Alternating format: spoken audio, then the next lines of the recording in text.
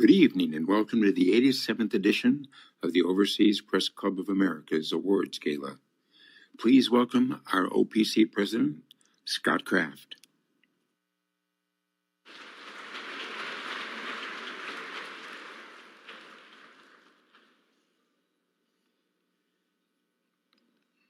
Thank you. Good evening, colleagues and friends, and welcome.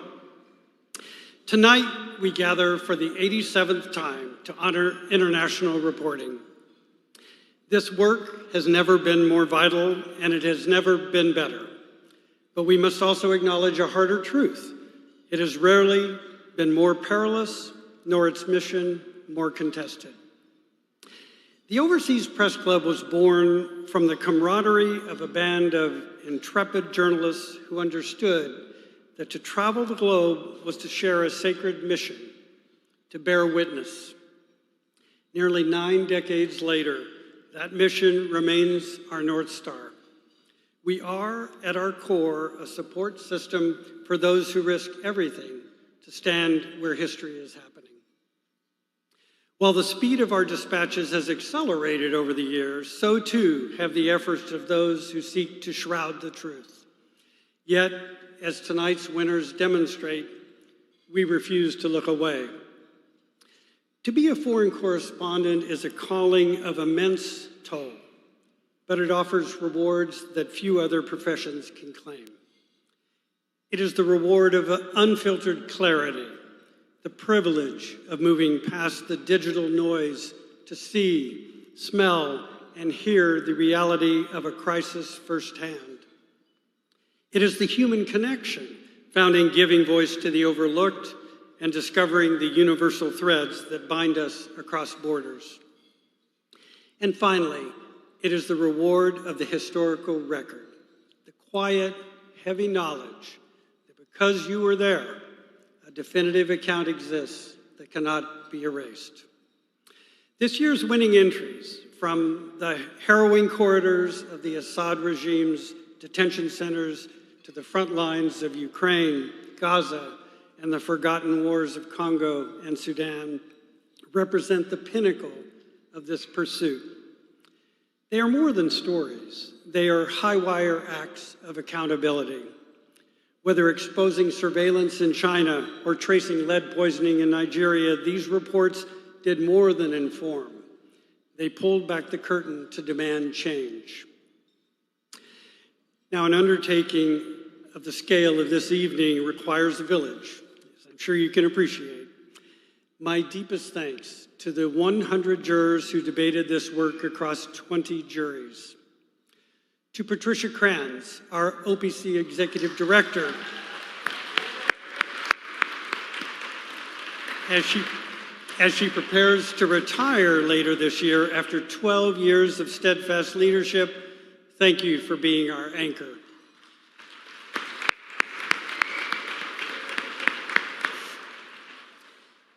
Thank you to Kathy Manso, her able assistant, and to John Danishevsky, a giant of our profession who chairs these awards. And thank you as well to our dedicated Board of Governors, without whom this would not be possible. This evening wouldn't be possible without the generous support of news organizations and partners who believe in our mission. Thank you to Reuters and Bloomberg for sponsoring our opening and closing cocktails, to Citi and Mercedes-Benz for stalwart support for many years, to Johns Hopkins University, our newest partner, welcome. Thanks also to the Associated Press, Frontline PBS, HBO, the Los Angeles Times, NBC Universal News Group, The New Yorker, The New York Times, The Washington Post, and The Wall Street Journal. A personal note of gratitude to 2 friends and icons of our craft who are with us this evening. Former LA Times foreign editor Simon Lee. Happy birthday, Simon. And Norm Pearlstein, a former foreign correspondent and executive editor who needs no introduction. Their mentorship has shaped generations of correspondence, and their generosity continues to fuel this club. So, to our winners, your work is a testament to the perseverance and sheer courage required to navigate the world today. To our friends and guests, thank you for being part of this vital community. Let us continue to stand together, protect one another, and keep telling the stories the world desperately needs to hear. Thank you for sharing this evening with us.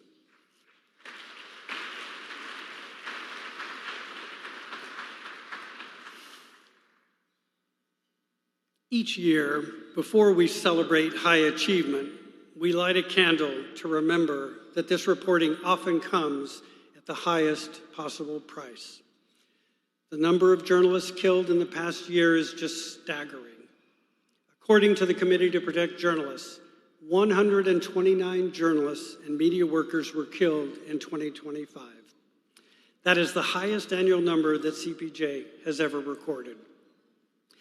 The vast majority of those, 2/3, occurred in Gaza, which remains the deadliest conflict for the press in modern history. But the geography of sacrifice is wide. We lost colleagues in the brutal civil war in Sudan, on the front lines in Ukraine, and in the line of fire in Mexico, India, and the Philippines. One of those killed in Gaza was Mariam Daga, an AP photojournalist killed in an attack by Israel on a hospital where she was documenting the toll on civilians. She was 33. I'd like to ask Julie Pace, executive editor of the Associated Press, to light the candle this evening to honor Mariam and all the voices silenced this year.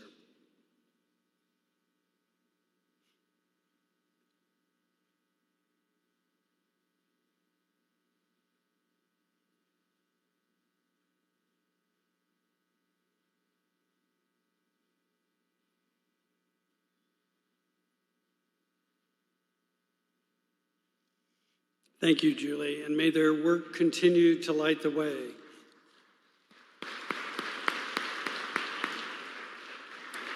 Please join me in a moment of silence.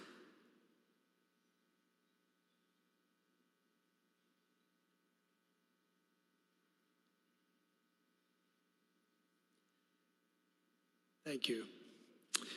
Now, it's my pleasure to introduce our award presenter for the evening.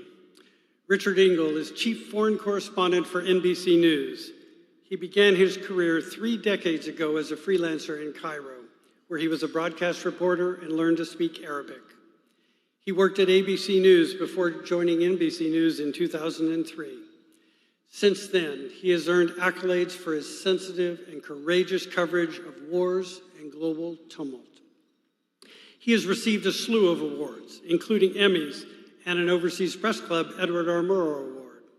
And he's written 2 books, A Fist in the Hornet's Nest, about his 5 years covering war in Iraq, and more recently, And Then All Hell Broke Loose, about his time as a freelance reporter in the Middle East. Please welcome Richard Engel.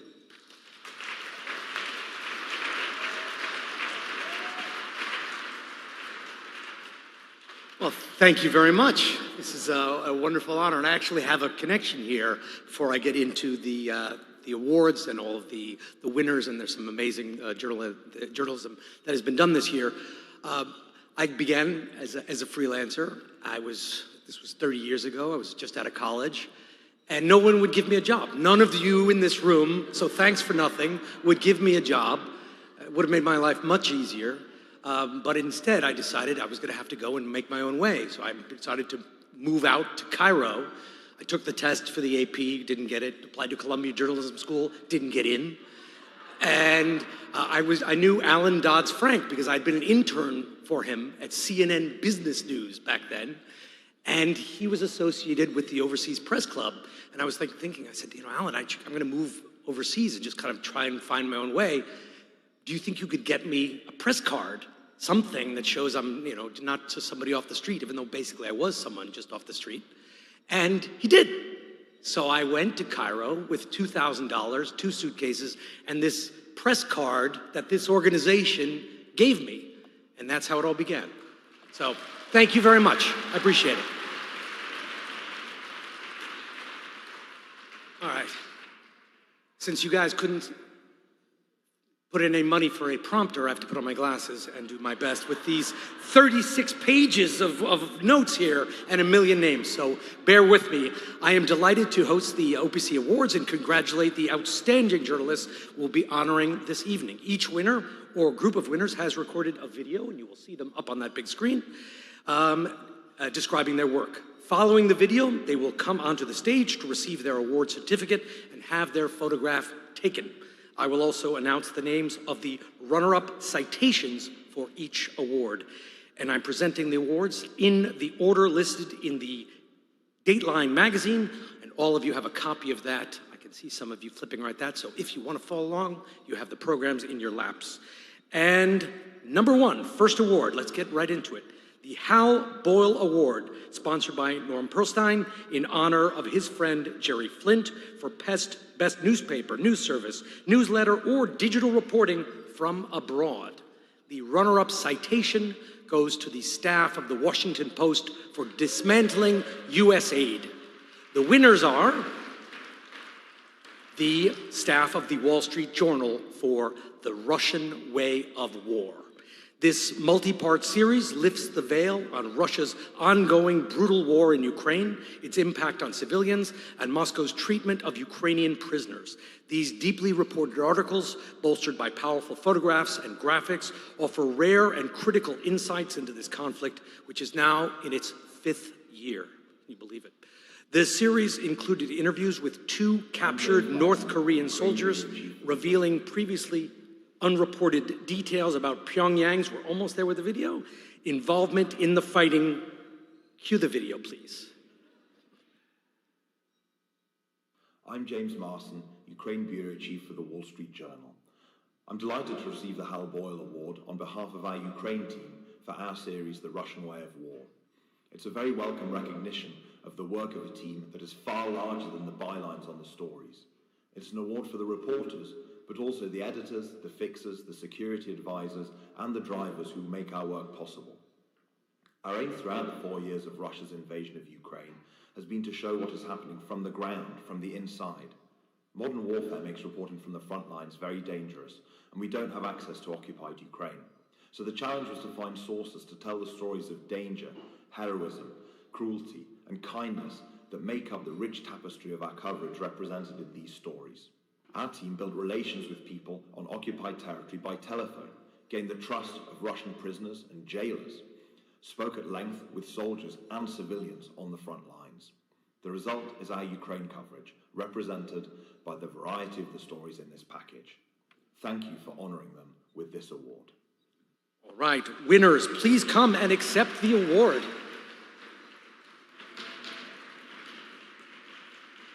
Big delegation, you guys look great.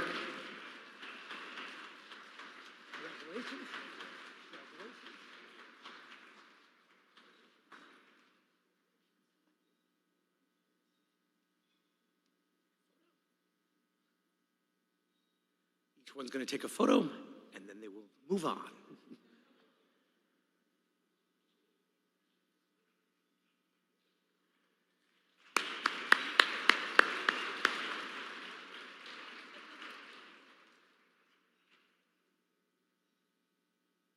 Moving on to number 2, the William Worthy Award, sponsored by the Simon and June Lee Center for Global Journalism, is for best newspaper, news service, newsletter, or digital interpretation of international affairs.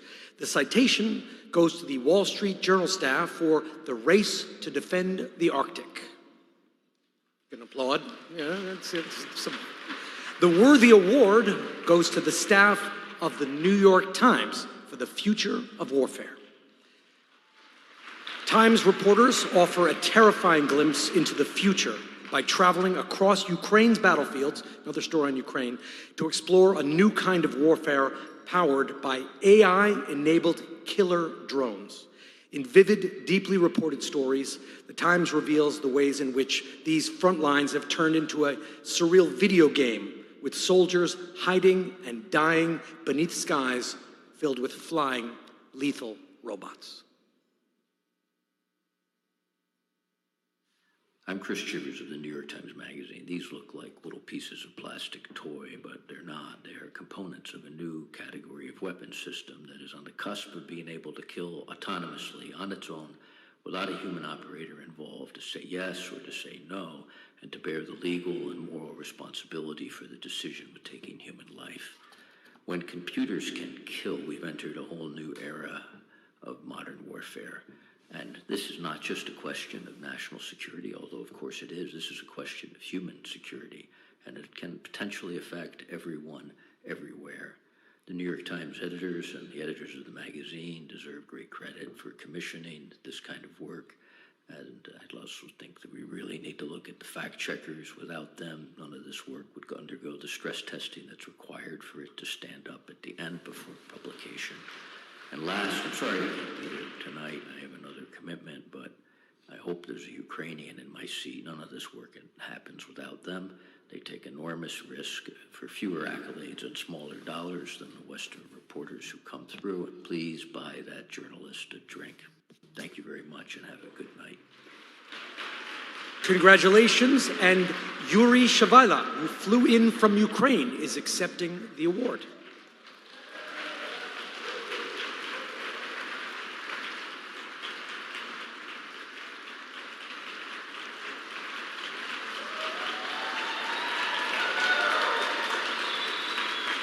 Slava Ukraini, my friend. Now on to photography. The Robert Capa Gold Medal for Exceptional Courage and Enterprise is sponsored by Getty Images. The runner-up citation goes to Sahar Al-Ghorab of the New York Times for A Year of Suffering in Gaza. The Robert Capa Award goes to Miriam Daga of the Associated Press for Death and Hunger in Gaza. Killed by an Israeli, well, as we heard earlier, she was killed by an Israeli strike. Daga leaves behind a powerful body of work that stands as a testament to her role and the role that journalism plays in bearing witness to suffering and truth. Amid relentless danger, she documented deeply intimate moments of displacement, grief, pain, and struggle in images that reveal the immense human cost of the conflict.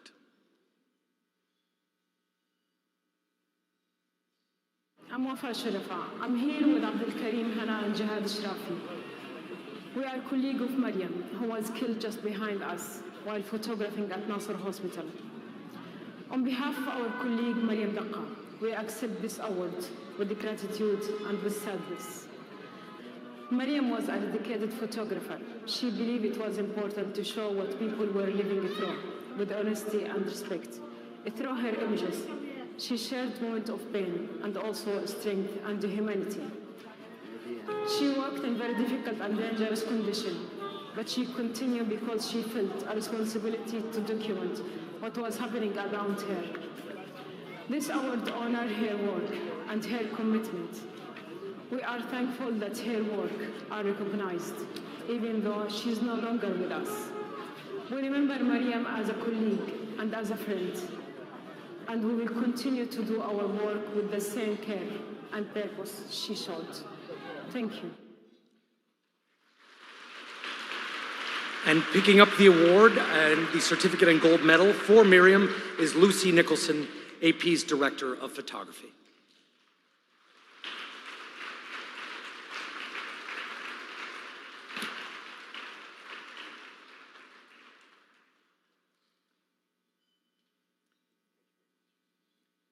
The Olivier Ribot Award is sponsored by David Ake, and it represents the best news photography from abroad in any medium. The citation goes to Abdel Karim Hanna, Jihad al-Sharafi, and Miriam Daga of the Associated Press for On the Brink of Famine.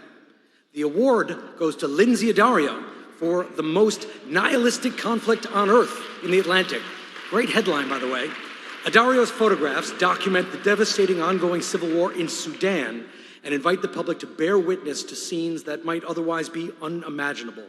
Her work shows thoughtful composition and an unwaveringly honest depiction of the conflict without sacrificing human dignity. She made 4 trips to the region, reminding us of the crucial role empathetic, deeply researched photojournalism and how important it continues to be in modern society.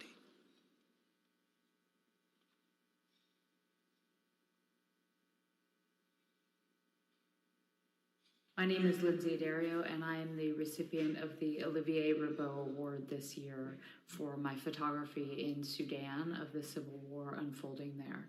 It's a conflict that has not been getting much coverage. Hundreds of thousands of people have been affected by this war. Millions have been displaced. Civilians have been killed and maimed. And it is simply very difficult to cover this conflict because of the logistical hurdles. It's hard to get a visa, both from the side of the Sudanese government and from the rebels, the RSF. It requires a lot of patience, months of paperwork, difficulty on the ground moving around, daily permits to actually access things every single day. I'd like to thank Jeff Goldberg of The Atlantic for assigning me, for trusting me with this story, Ann Applebaum for her incredible reporting and writing in the piece, the photo department at The Atlantic, Biffin Sue for her help with this project, and Andrea Tracy, who was really our liaison to Sudan throughout this project. Thank you so much. I'm so honored to be the recipient of the Olivier Rabeau Award. Congratulations, Lindsay. Nice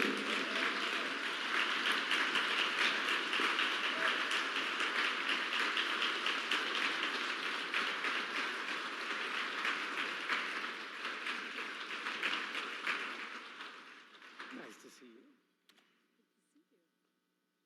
I know her. The Danish Siddiqui Award for Best Feature Photography on an International Theme is sponsored by Reuters. Rodrigo Abd of the Associated Press gets this citation for Retirees Struggle in Argentina. The award goes to Lorenzo Tugnoli of the Washington Post for Palestinians in Exile.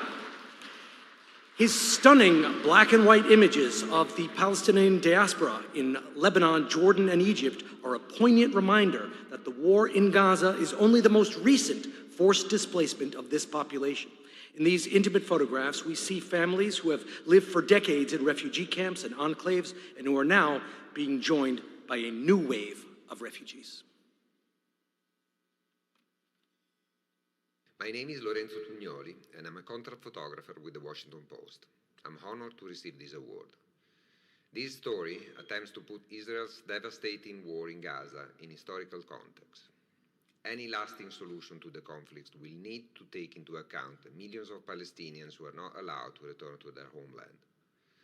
I want to thank the Palestinians who entrusted me with their stories and to remember the many colleagues killed in Gaza while doing their jobs. This work would have not been possible without the support of Olivier Roarin, Robert Miller, and the Washington Post, and in many ways stand as a testament to what the newspaper represented. Freedom of expression faces major challenges in the United States. A month after this story was published, about 400 journalists were laid off from the Washington Post, including all of the correspondents I've worked with in the Middle East and all staff photographers. It is a major loss, and I'm grateful to the Overseas Press Club for recognizing the importance of this work.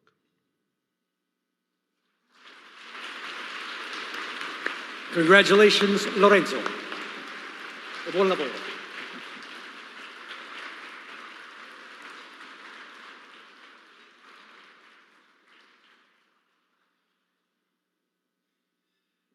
The Lowell Thomas Award is for Best Radio, Audio, or Podcast and is sponsored by Deborah Amos. The citation goes to Anas Baba, Daniel Estrin, and Aya Batrawi of NPR for dying for food in Gaza. The award goes to Su-Lin Wang, Sam Colbert, Alice Jean-Baptiste, Claire Reed, Rosie Blau, Wei-Dong Lin, and John Shields of The Economist for Scam Inc. The Economist's 8-part podcast describes how online scams have evolved into industrial-scale global operations with powerful syndicates earning around $400 billion a year. Wong spent 2 years capturing the horrors of pig butchering schemes in Myanmar, Cambodia, the Philippines, and China, where workers have been trafficked to scam farms. She also reveals how farmers in rural Kansas, Canada, and California have had their livelihoods devastated by the schemes. The audio brings to life people and places thousands of miles apart whose fates have become entangled in a web of evil. Judges called it a masterful example of the medium. Hi everyone, I'm Sulin, host of Scam Inc., a podcast from The Economist. The global online fraud industry is now perhaps bigger than the illegal drug trade. Scam Inc. tells the story of the rise of this industry and how it is touching all of our lives, sometimes in incredibly tragic ways. Thank you very much to the OPC for this award, to everyone at The Economist for making Scam Inc. possible, and most importantly to our sources. But for your courage, Scam Inc. wouldn't exist. Congratulations, and John Shields will accept the award.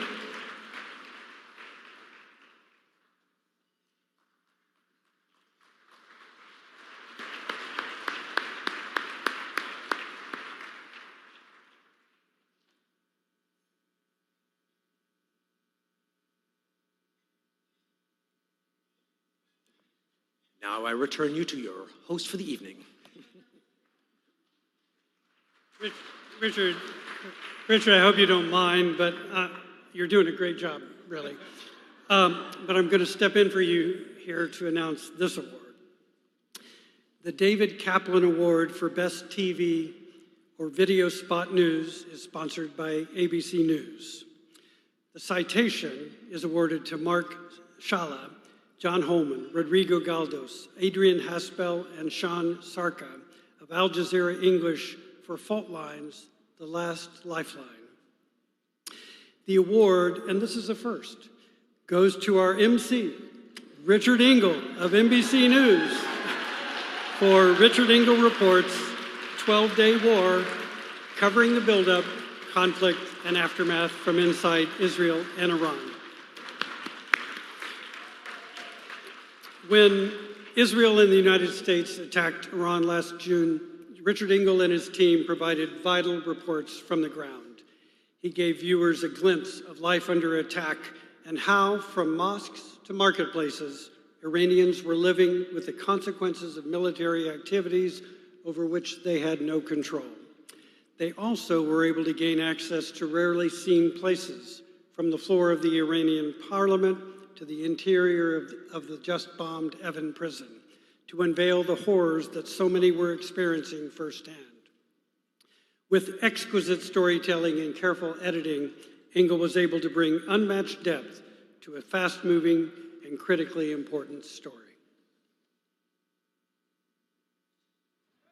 Hello, everyone. I'm Richard Engel, Chief Foreign Correspondent for NBC News, and I'm on a bus right now in southern Israel. It's completely destroyed, and the reason is because of the view out the window. That building and the buildings around it were destroyed by an Iranian ballistic missile. This war is escalating, but what we're talking about tonight is the profession of journalism. Journalism is also under attack. The truth is under attack. People don't know what to believe anymore. It frightens them. It makes them more susceptible to demagogues and convincing liars. It is up to us. It is up to journalists, on the ground journalists, to help guide people through these unprecedented days and years and potential future of untruth. Our jobs have never been more important. Thank you very much.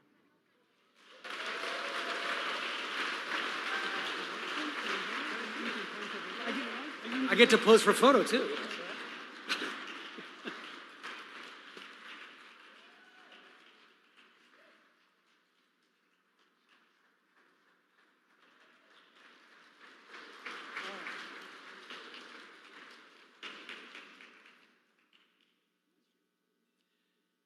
We'll now take a break so our entrees can be served. Please remember to bid on the raffle.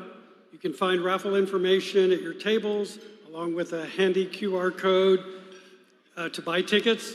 100% of the proceeds go to the Overseas Press Club.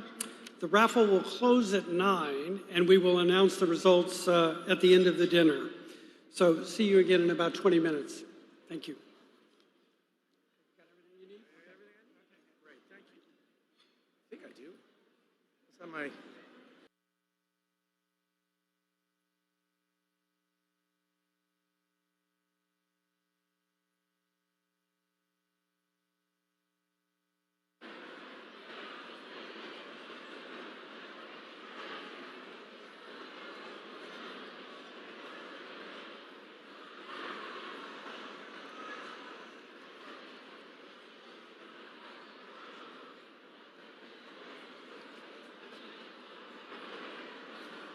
Hello, everyone. We're going to restart the program now. If I could have your attention, please. Thank you. Thank you. Thank you. Thank you.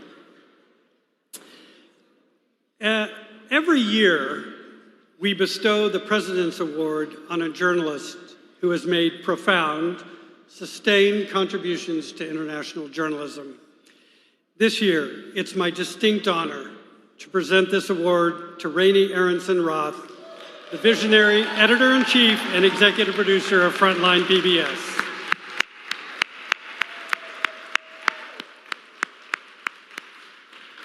Under Rainey's inspired leadership, investigative filmmaking has become more than just a medium. It has become a beacon of truth. She has championed the kind of fearless, deep dive reporting that is vital to navigating our turbulent world. She also has pushed the boundaries of the craft through innovative storytelling and immersive virtual reality. Her track record is staggering. Her work has earned 11 Overseas Press Club awards, more than 24 Emmys, multiple Peabody Awards, and in 2024, she took home the Academy Award for Documentary Feature Film for the harrowing 20 Days in Mariupol. Rainey grew up in rural Vermont and went off to the University of Wisconsin at Madison, where she was thinking of a career in foreign service, immersing herself in South Asian studies and even taking Hindu and Urdu and living in India. But when she joined the college paper, she caught the bug and began, happily for us and for millions of viewers, making a pivot from diplomacy to journalism. She began her career at the China Post in Taipei and later moved to TV News production, working on award-winning projects at ABC News and the Wall Street Journal. She joined Frontline 2 decades ago as a filmmaker and made multiple documentaries, her first one out of India. She then became the senior producer and has been executive producer since 2015, solidifying the program's legacy as the gold standard of investigative journalism. For her unwavering commitment to the truth and her legendary contributions to international reporting, we are proud to name Rainey Aronson-Roth as our 2026 President's Award winner.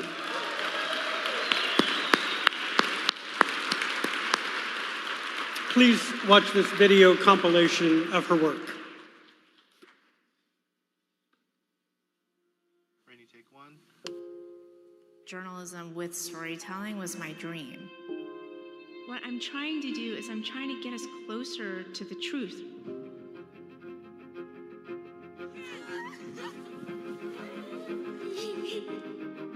Jihad.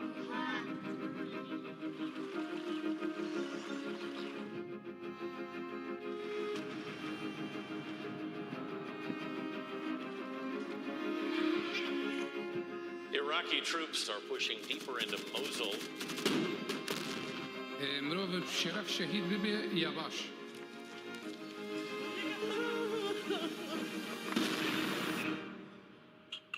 Sama,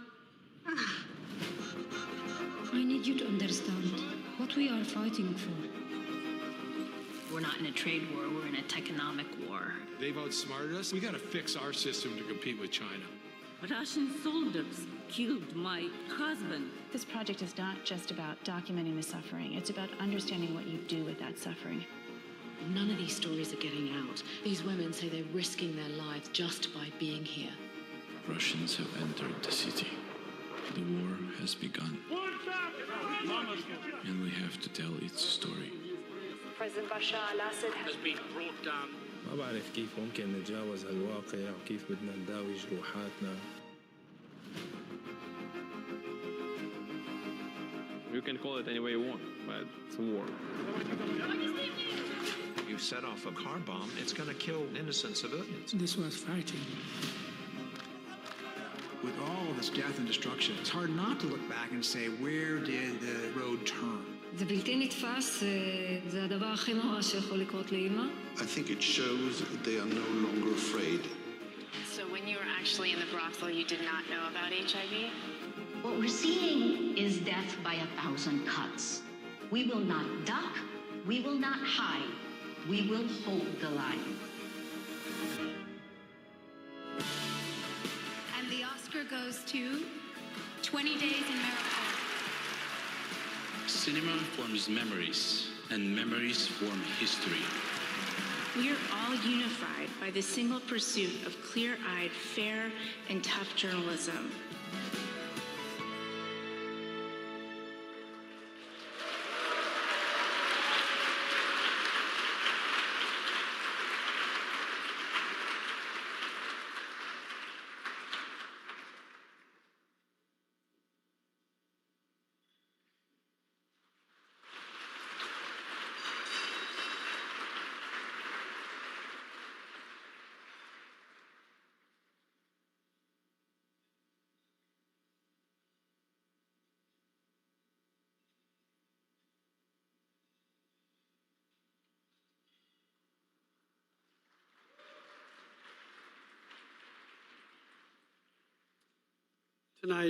Tonight we have a special guest who will chat with Rainey on stage.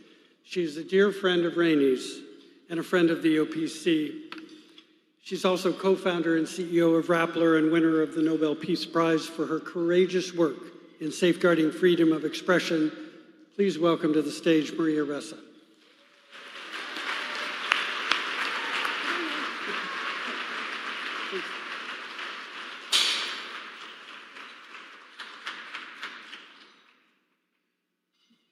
Hi, Maria. Hi, Rainey. Okay, you guys may be wondering why we are here, right?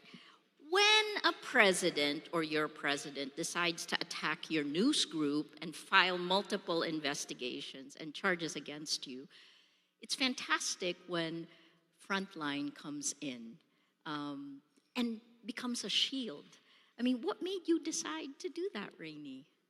Well, first of all, I wanted to say hello to everyone. My daughter's here, my brothers, my uncle, my aunt, and so many friends and family. And it's a real honor. Thank you. Yeah, they're my rock. I would say I'm also honored to call you a friend. We've had a long journey. And it does I've been there at many of the main things, including that Academy Awards. We got like dawn.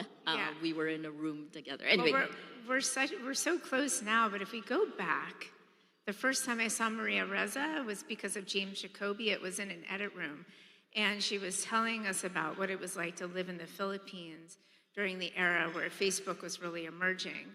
And I really started to pay attention to what was actually happening to you, to your colleagues at Rappler.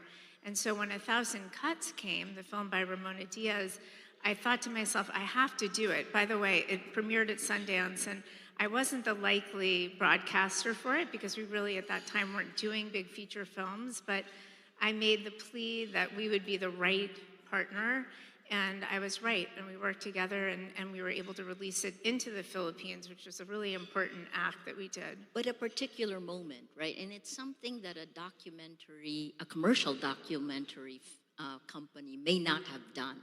You released it not on PBS, not on Frontline, right? Well, I mean, PBS is interesting. First of all, PBS and GBH is in the house. I want to just say hi, my Frontline colleagues. Thank you guys you. are the best that we could ask for. So I want to just say that, PBS broadcasts in the United States and streams here too. At the time when we had 1,000 Cuts, which again was a big film about your plight, we did not have distribution in the Philippines. And so it was really bothering me that all of you and your colleagues in the Philippines couldn't just show people in the Philippines what was happening with President Duterte at the time. And so it was a middle of the night idea I had that we should release it on YouTube in the Philippines. It sounds like an obvious idea now, but years ago, we weren't thinking like that. And what's incredible is we released it into the Philippines, and we've done that time and time again where we've realized that the films that we make about the Philippines, about Venezuela, about El Salvador recently, we release these films directly into the countries for the people that also need to see them. We all need to see them too. And remember, we work with so many local journalists, and I saw that CJ Chivers talked about that too, that I want the journalists in these countries to see their work. And that's how we came up with that idea. But no Filipino broadcaster or journalist wanted to touch it. Well, and that's why is that there was no broadcaster in the Philippines who wanted to broadcast we were it. afraid. Right. And and I'm sorry for that. And so we realized that people in the Philippines wouldn't see it unless we released it. And that model actually opened up a door. And you all would be maybe surprised that 60% of our streaming audience is now global.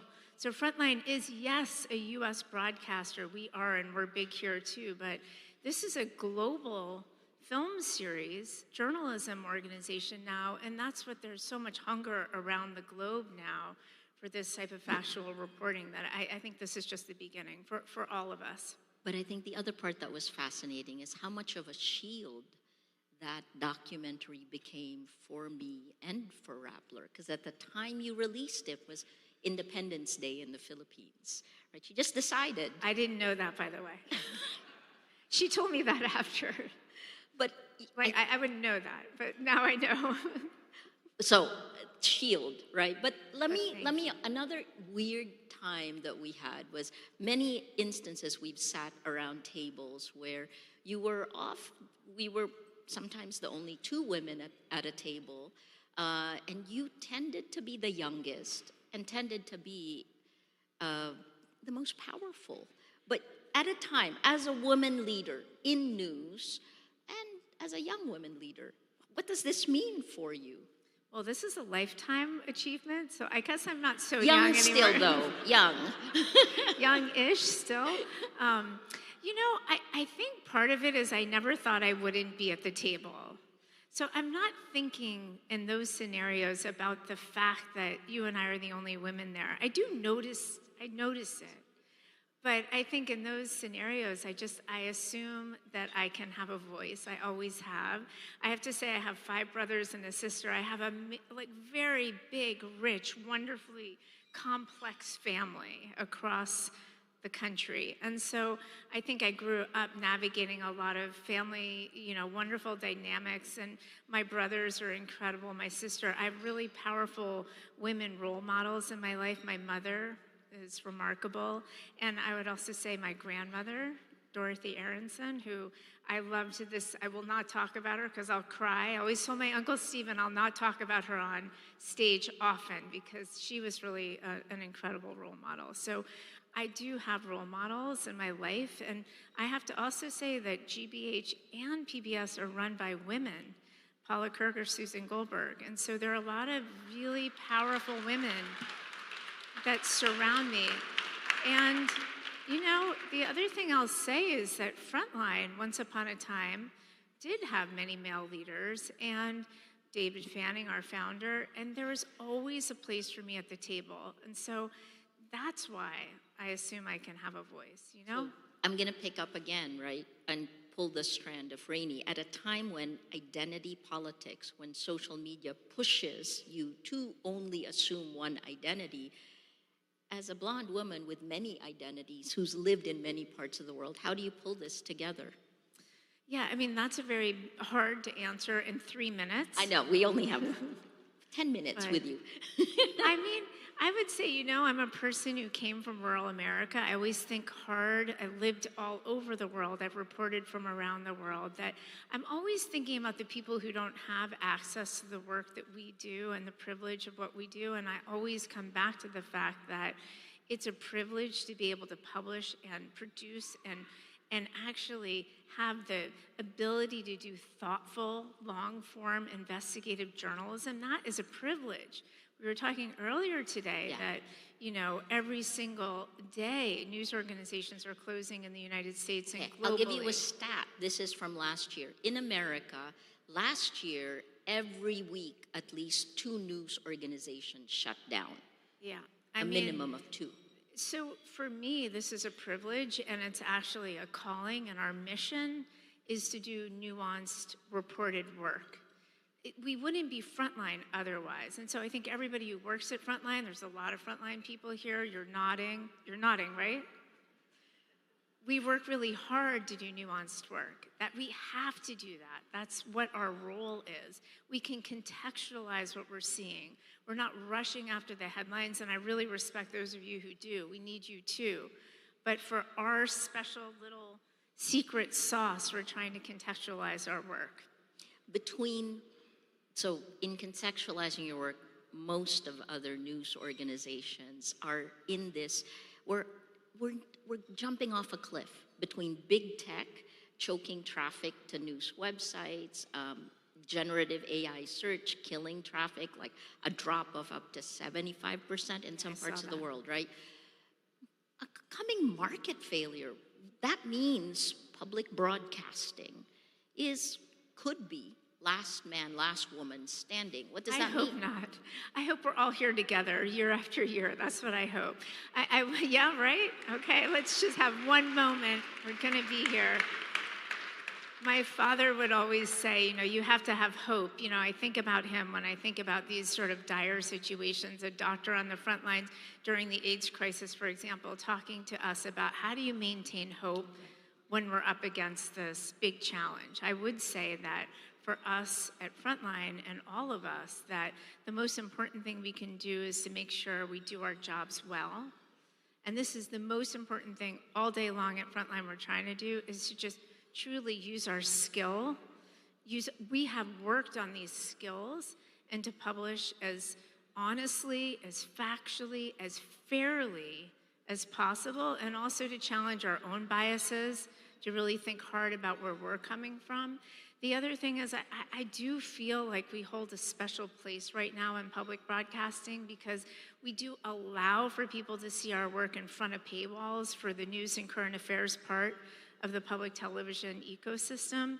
People like Jonathan Barsley and others, like, we really believe that we need to have this work available for all. And now that is increasingly global, which is really exciting to someone, for me, like me, I just love the idea of a global community that can see and appreciate the same journalism, the same facts, you know? If some of us can share those facts, we do still have hope. The dangers of journalism now, right? It's very serious. It's actually, CPJ points out that the number of journalists killed this year, the majority in Gaza, goes all the way back to the Civil War, the World Wars, everything all the way up, right? But it's not just the state, it's also the audiences that we have. How do you navigate appealing to different generations? Oh, well, I mean, we're fortunate that young people love documentary films. I mean, I don't know if a lot of young people just love it. We have a ton of people who work for us who are brave and young and out in the world, and they're gathering cinematic journalism. You know, we call it cinematic journalism because we're trying to tell a story visually, and we're there as a record, but we're also there as filmmakers, and I think that combination is very helpful for young people and for all generations. And I frankly love all generations, so we also do a lot of short form now. We see we're all doing this now, and I think there is a place for short form medium form and long form, but just looking out for what is the right form for the story that you're telling. And last question, Rainey. I mean, we saw all the different types of documentaries that Frontline has done, the different places you've been to. Courage. When we first started talking, you asked me what that is, right? But now that chilling effect we had in the Philippines, I called it Siberia. It's here. How do you handle this? How do you define courage? Hi, American journalists. I've asked her this question many times, and also how does she maintain hope? So I have courage because I have reporters every single day. Any editor will say this, that I have reporters like the two incredible filmmakers who are winning tonight, James Jacoby, so many people around the globe who are literally risking their lives to gather the stories that you saw in that reel, people like Mstislav Chernov, so many people.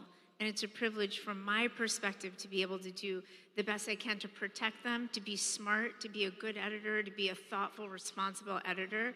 But my reporters and filmmakers give me courage, and you all do as well. Congratulations. Thank you. Rainey Aronson Rath, thank you. Thank you so much.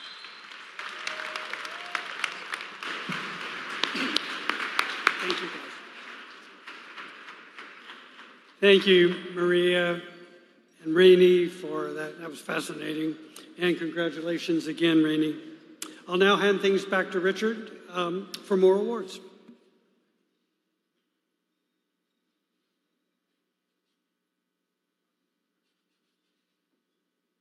All right.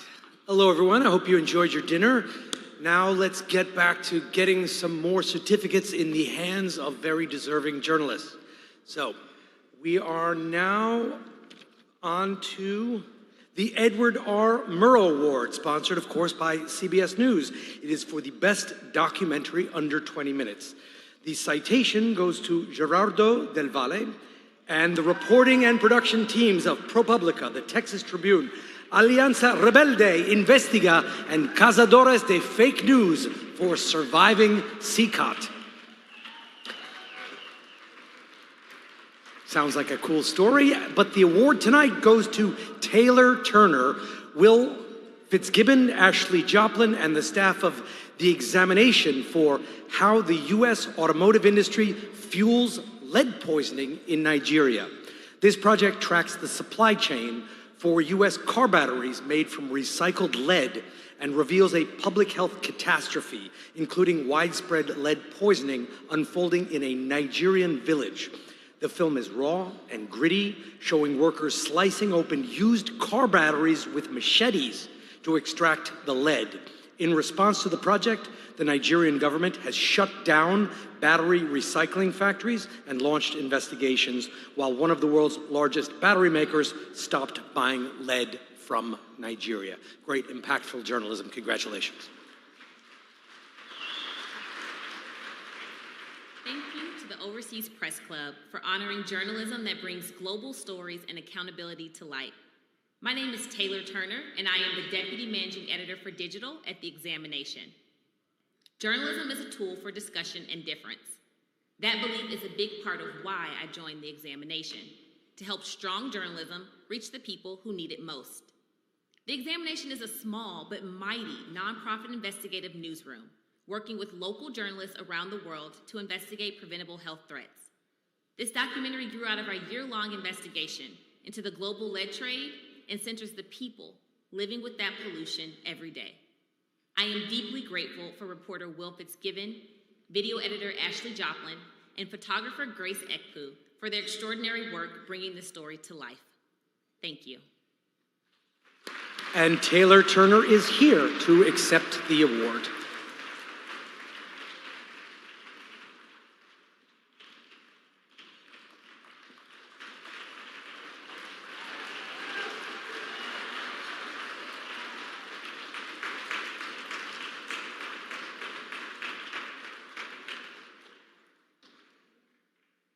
Congratulations. The Peter Jennings Award for Best Long-Form Documentary is sponsored by the Jennings family. The citation goes to Amel Goleifi, Leila Al-Aryan, Adrian Haspel and Mediatown for Fault Lines, The Disappearance of Dr. Abu Safia on Al Jazeera English. The winners are William Thorne, Neji Tamimi, Nicholas Dove, Craig Pennington, and Emma Hill for Al Jazeera Investigates Hasina, 36 Days in July. Al Jazeera's documentary unveils the mechanics of a deadly crackdown by Bangladesh's former Prime Minister, Sheikh Hasina, which claimed the lives of more than 1,400 protesters by obtaining covert phone calls recorded by her own spy agency. The Al Jazeera team put her directives into the public record. They reported on the people her security forces killed and the families her government tried to co-opt. After the film's release, an international crimes tribunal in Dhaka sentenced Sheikh Hasina to death in absentia for crimes against humanity. The phone recordings aired by Al Jazeera were key evidence. More impactful journalists. Congratulations to all of you. Craig Pennington is here, but let's see the video. Good evening. My name is Nicholas Dove, and I'm the film's editor for Al Jazeera Investigates. First and foremost, we'd like to thank the Overseas Press Club of America for this award, honoring our work on Hasina, 36 Days in July. I'd like to thank our team, executive producer Will Thorne, producers Naji Tamimi and Saya Khan, cameraman Craig Pennington, production executive Emma Hill, and manager of investigations Rafi Mustafa for their unwavering support throughout. After spending 2 weeks in Bangladesh, we also want to thank those on the ground, the local producers, our drivers, the security personnel, and the extraordinary hospitality of the Bangladeshi people. Most of all, we are deeply grateful to the victims' families, whose courage in sharing their stories made this film possible. In a world that feels increasingly polarized, journalism matters more now than ever before. Thank you. And as I said, congratulations, Craig Pennington is here to accept.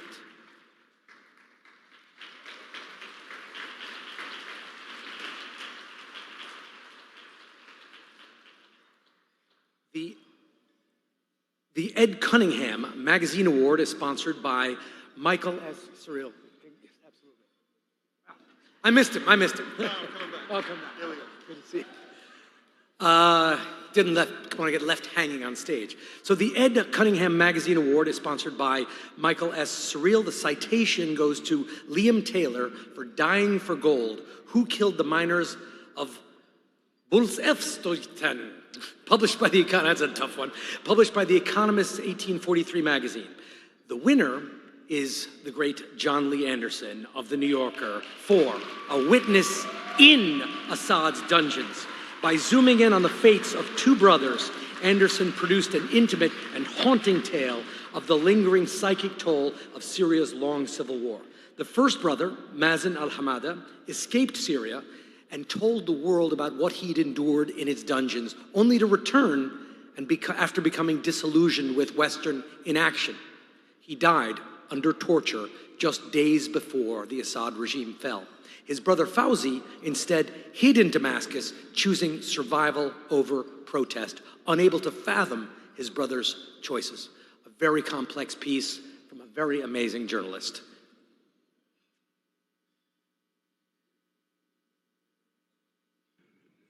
I am so delighted to receive the Ed Cunningham Award from the Overseas Press Club. It's a real honor.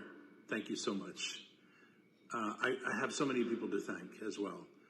David Remnick, the editor at The New Yorker, who allows me to go to places like Syria and do these stories again and again. I appreciate it so much. Nick Troutwine, my incredible editor, who makes what I do look and read a lot better than it is. The fact checkers who worked on this story from Syria, Shireen Khalid and Holden Sidlitz, really helped a lot, run all down the facts. It was a very difficult story to fact check. Moises Saman, who accompanied me, an incredible photographer and companion who's been with me in a lot of places and came with me to Syria. And just a word about the Mazen al-Hamada, who lost his life, who is the subject of this story, his brother Fauzi, who survived him, and the Hamada family, who represent just one story amidst hundreds of thousands of others, Syrians who lost their lives, who endured the Assad dictatorship, and who struggled to find their way forward today. Let's spare a thought for them. Thank you. And I believe we have, hello, Mr. Anderson. Good to see you. Nice to see familiar faces.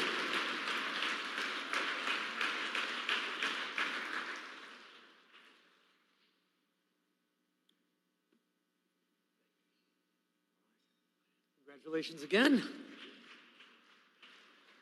Never met him. Now we move on to the Best Cartoon Awards, which is sponsored by Mercedes-Benz. And the citation goes to Patrick Chapat of the Boston Globe. And the winner is Cal Gallagher of The Economist. And this is Cal's 6th cartoon award since 1998, tying the record of Don Wright. The judges said Cal's cartoons feel worldly in scope, crossing borders not only in subject matter, but in style. With confident lines and meticulous cross-hatching, he captures not only the likenesses of world leaders, but also the quirks and absurdities of power, and there are many. His meticulous caricatures and wry turns of phrase elevate The Economist pages with work that balances sophisticated satire with belly laughs, the true mark of a great editorial cartoonist.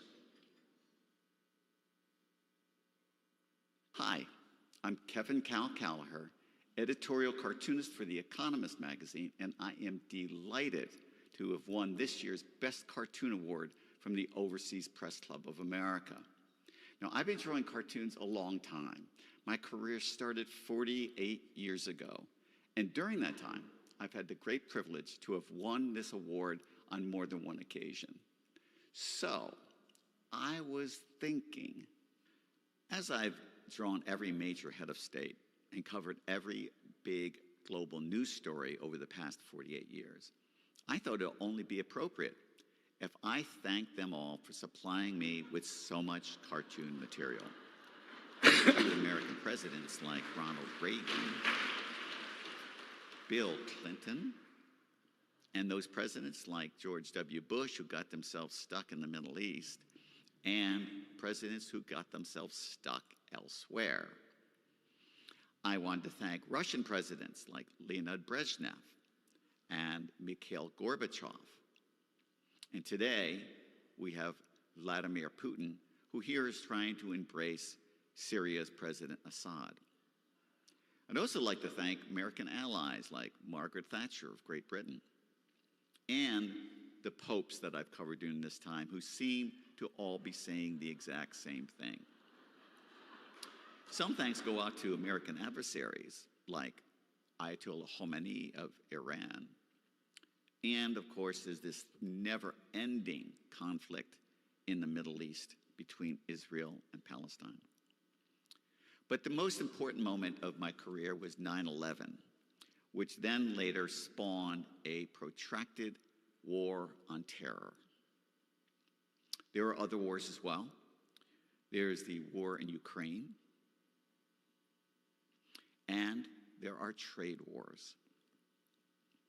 And finally, I'd like to thank Donald Trump, who aims high to win the Nobel Peace Prize, but has landed himself and all of us in a whole lot of trouble. In addition to world leaders, there's a few other important people I would like to thank, starting with my wife and my family for their support over the years. And I'd also like to thank the good folks at The Economist, my editors and my colleagues, who have shown great support over the decades, not just for me, but also for this celebrated craft of editorial cartooning.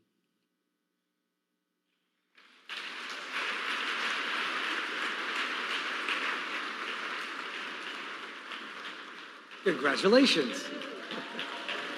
Got to pause for photo.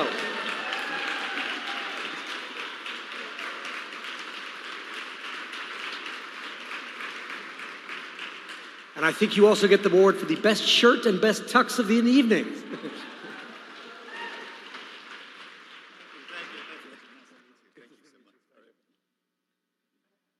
Moving on to Award 12, the Malcolm Fords and Morton Frank Award for Best International Business News Reporting in Any Medium is sponsored by Forbes magazine. The citation goes to the staff of Reuters for Shadow Fleets.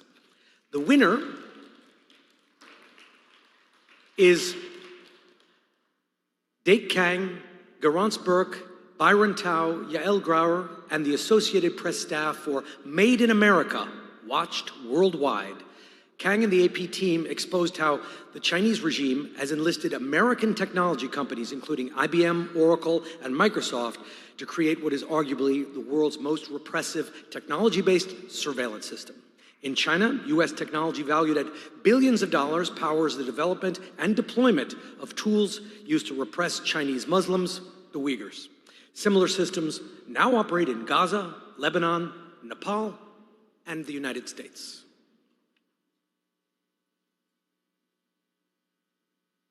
My name is Dake Kang, and I'm an investigative reporter with the Associated Press. My colleagues, many more than who are named tonight, and I are hugely honored to have won this recognition from the Overseas Press Club. Our team interviewed hundreds of sources and dug through hundreds of thousands of pages of documents on 3 continents to piece together the story of how Silicon Valley hooked governments around the world on surveillance technology, despite repeated warnings it was being abused. In doing so, we face surveillance, legal threats, and pervasive fear among our sources. The genesis of the project started with leaked documents obtained by Yael Grauer. Hi, my name is Yael Grauer, and I am an independent investigative tech journalist. When I acquired this data set, I knew that I would need a lot of help bringing all the stories to life. I was thrilled to work with Dake and so many others at the AP to report them out and do just that. Aside from all of the AP staffers, independent journalist Mike Ma's tireless research efforts helped bring out the stories and secrets buried in hundreds of thousands of pages of documents. Finally, we would like to thank the Overseas Press Club for its unwavering support of foreign correspondents. Important work, a lot of important work tonight. And Marie Rajkumar and Jian Om will accept the award. You got to pause in the middle for a photograph.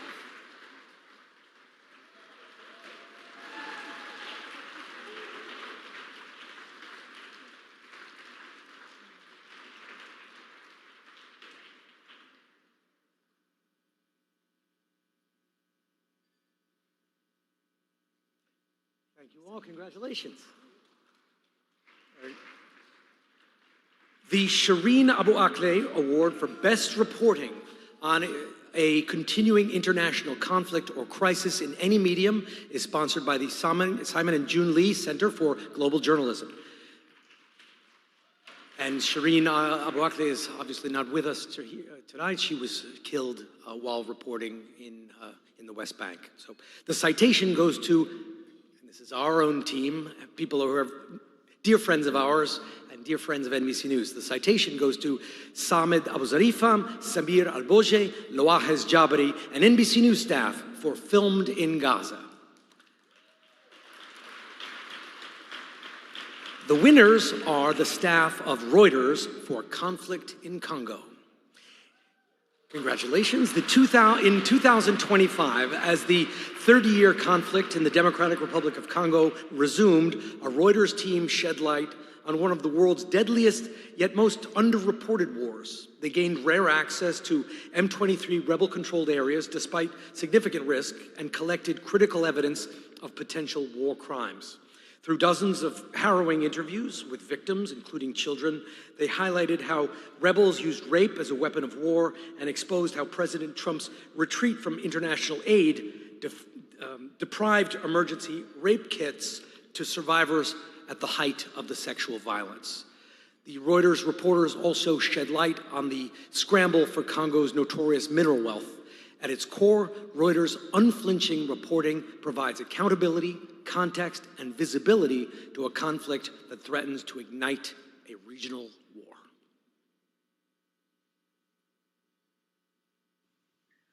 My name is Giulia Paravicini, and I'm a correspondent with Reuters based in Sub-Saharan Africa.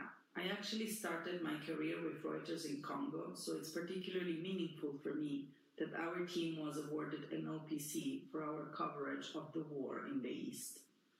In Congo, over 90% of rapes go unpunished, and rape has been used as a weapon of war for decades. We decided that we wanted to go and tell these stories so that these women wouldn't just become a statistic. To do so, we traveled to rebel-held territories and to neighboring Burundi, where we sat down with almost 50 women, half of them minors, who had been raped by the rebels of the M23, as well as other armed groups.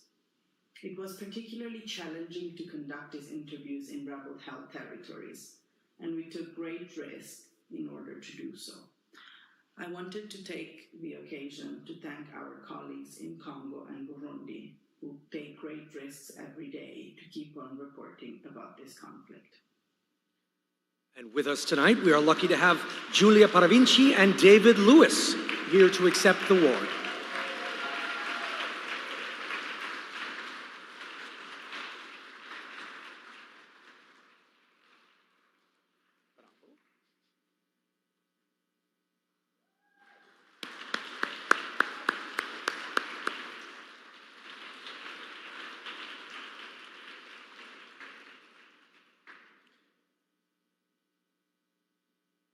Congratulations once again. Each one seems to be more impressive than the next.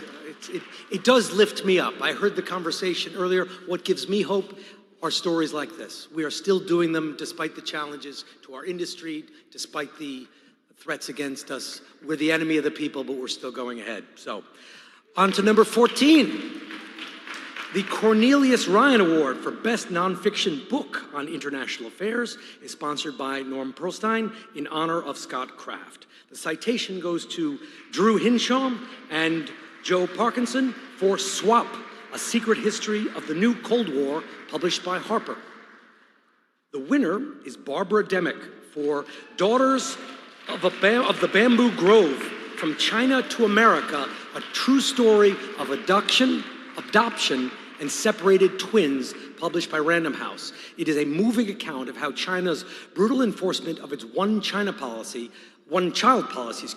led to the kidnapping of countless rural children to meet the rising demand from Americans eager to adopt Chinese babies. Demick narrates this story in amazing detail of the lives of two twin girls, one kidnapped and sent to be raised in the US, while the other remained in rural China. Through years of dogged reporting on two continents, she locates both twins, tells their stories, and ultimately helps to reunite them. The result is an immensely readable guide to the inner workings of the Chinese government over 3 decades and the challenging lives of China's rural population. Amazing story. I'm Barbara Demick. My book grew out of a decade of reporting in China. I moved to Beijing for the Los Angeles Times in 2007, a time I now appreciate was a golden era for reporting in China. We journalists in those years were like free-range children allowed for too brief a period to wander into far-flung, underreported reaches of the country. In Hunan province, I investigated complaints that officials had snatched babies from families who violated the one-child policy. One young girl told me how her identical twin sister was taken away. I later located that missing twin in Texas, and much later traveled with her back to Hunan to meet her birth family. There's so many people to acknowledge here, but I'll start with the twins themselves and their families who gave me so much insight into the interplay of nationality and identity. There were activists, petitioners, my editors at the LA Times and Random House, and other journalists, especially the very brave Chinese reporters who were onto this story way before me and shared their findings, knowing that once the foreign press published, it would be easier for them to get into print without repercussions. And thank you to the Overseas Press Club for its long support of our increasingly endangered profession.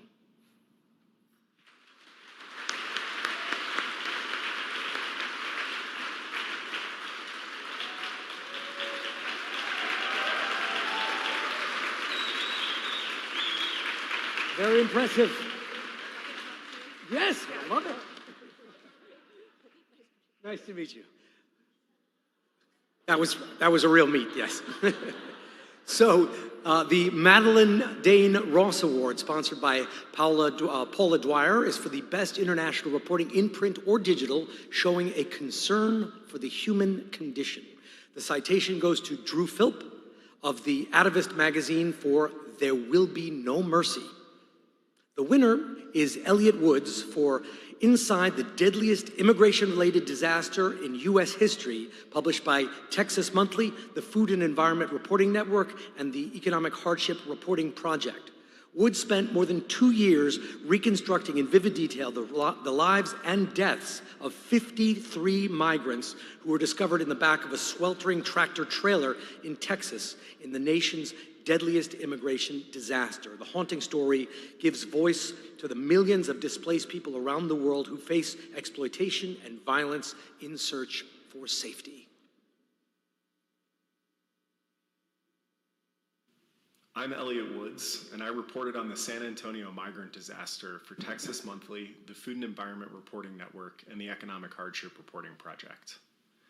If there's one thing I learned over the course of more than 2 years reporting on the worst immigration-related disaster in U.S. history, it's that the U.S. immigration enforcement system on the southern border has been contributing to the deaths of thousands of migrants for decades, and that the more we spend on border militarization, the more migrants will die.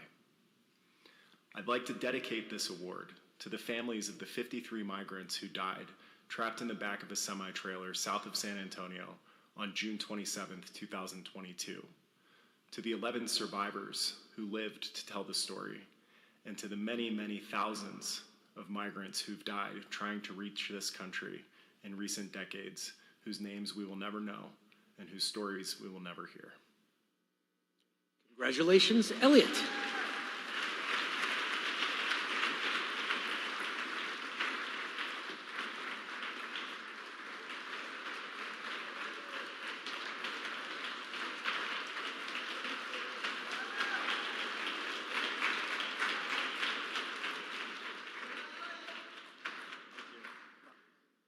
And now Scott will come up and introduce our keynote speaker.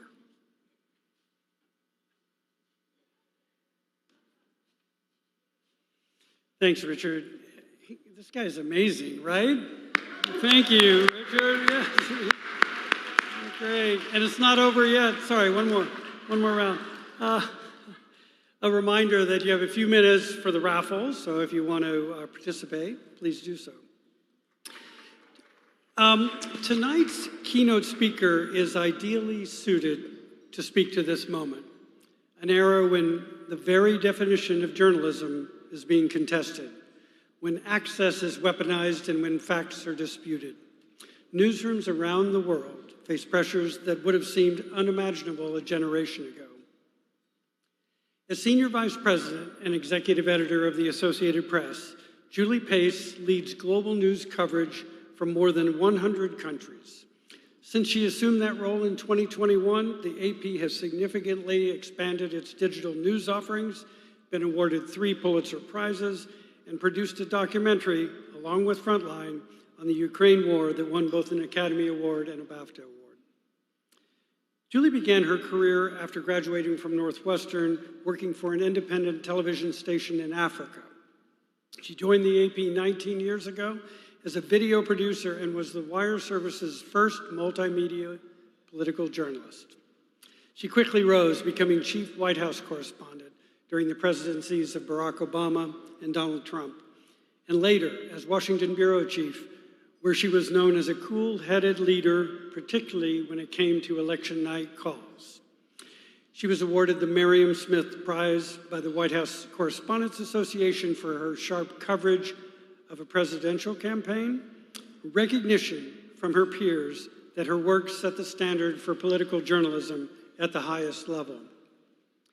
But perhaps what defines Julie most right now is her willingness to purposefully and boldly fight moves to bar reporters and photographers, not just by the Trump administration, but by those who would try to muzzle us everywhere. Please join me in welcoming Julie Pace.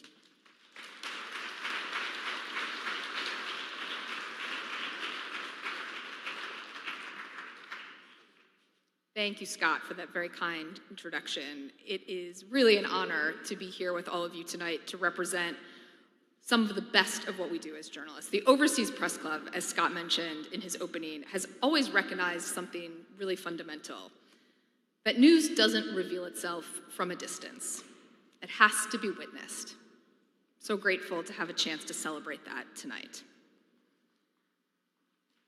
You can clap for that. Now, I feel like everybody who speaks to a room full of journalists these days starts off the same way, acknowledging that it's a tough moment for our industry. And I really wanted to avoid doing that tonight. But one of the things about being a journalist is that you can't ignore the facts. And the fact is, it is a tough moment for our industry, with so many cross currents converging at once. Technological disruptions, shifting audience habits, relentless political pressure. Now, for those of you who lead newsrooms like I do, this probably sounds familiar. You spend a lot of your days focused on how we're going to respond to all of those challenges. That means that there are some days when, if I'm being honest, I don't get to put my hands on that much journalism. And then there are days when I do, days that remind me why it matters so much that we figure this all out. I had a day like that last summer, and I want to tell you about it. We were getting ready to publish a story about children in Gaza who were suffering from extreme hunger. We knew that the story would be scrutinized and challenged. The centerpiece of the story was a series of photos and interviews from Mariam Daga, an extremely talented Palestinian journalist who had been working with us in Gaza. A few of us were gathered around a laptop in my office and we were looking at her harrowing photos. We had a team of our Middle East editors on the phone and we were peppering them with questions, trying to ensure that the story was bulletproof. And it was. I remember walking out of the office that night, marveling at the poise and dedication Mariam had shown in her reporting, how she was both so meticulous and so sensitive in dealing with the families of those children. Mariam's reporting and her photos had real impact around the world, and we're so grateful that it was honored tonight with the Robert Capa Gold Medal. But as you know, Mariam wasn't here to accept that award. A few weeks after her photos were published, she was killed by an Israeli airstrike at Nasser Hospital in Gaza, alongside journalists working for Reuters, Al Jazeera, and other outlets. None of us have received any good answers from the Israeli government about what happened and why those journalists were killed. But we do know what Mariam and her colleagues were at Nasser Hospital to do. They were there to bear witness. They were there to ensure that even after months of war, the stories of those most impacted were being told. So when we talk about the importance of being on the ground, of eyewitness journalism, we are not talking about an abstract idea. We're talking about people like Mariam and what it takes to do that work well. We're talking about the difference between saying something happened and understanding what it means, between asking questions and giving an opinion. That difference is often a journalist, in the room, on the street, at the border, asking one more question, noticing the thing that doesn't quite add up, staying long enough for the real story to emerge. That kind of reporting takes time, and it takes resources, and often it takes risk. And right now, that work is getting harder. In Gaza, no journalists from outside the territory have been allowed in since the start of the war, outside of a few embeds with the Israeli military. That puts enormous strain on the small group of remaining Palestinian journalists. In Iran, journalists are operating under heavy government monitoring. In Russia, it is still illegal to call Moscow's very obvious war in Ukraine what it is, a war. Perhaps most troubling is that the list of countries where journalists face these types of restrictions just gets longer and longer, year after year. And it's a list that now includes the United States, where we are seeing more efforts to restrict access, to discredit reporting, and in some cases, to punish journalists for simply doing their jobs. Like many of you, we have experienced this firsthand at the AP. It was just over a year ago when the White House told us we would be kicked out of the press pool if we didn't use President Trump's preferred name for the Gulf of Mexico. Now, on the surface, this may have seemed like a pretty small thing, the name of a body of water. And I will tell you, some of our peers in the industry suggested at the time that it might be better, more practical, they said, to just find a way to let this one go. That this wasn't the fight worth having, especially so early in a new administration. And look, a fight over AP's style for the Gulf of Mexico wasn't exactly how we wanted to be spending our time either. But that's not really what this was about, not for us and not for the White House. This was about whether the government of the United States could successfully pressure an independent news organization to use the language it prefers.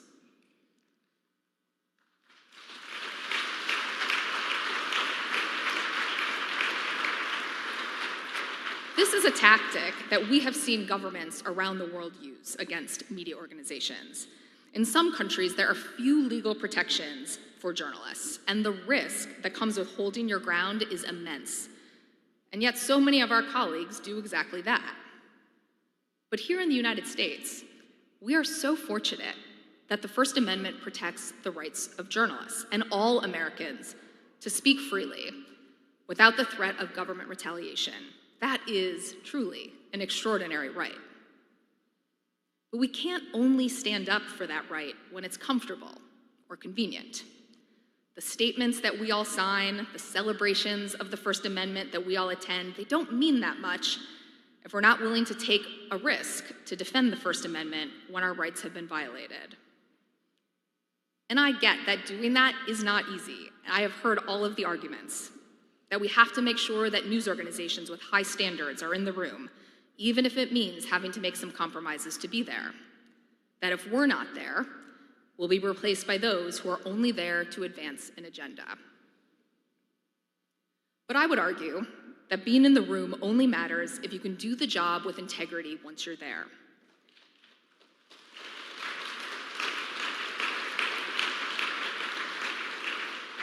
Access that comes with conditions, explicit or implied, isn't real access, and it certainly doesn't serve the public that we're in that room to represent.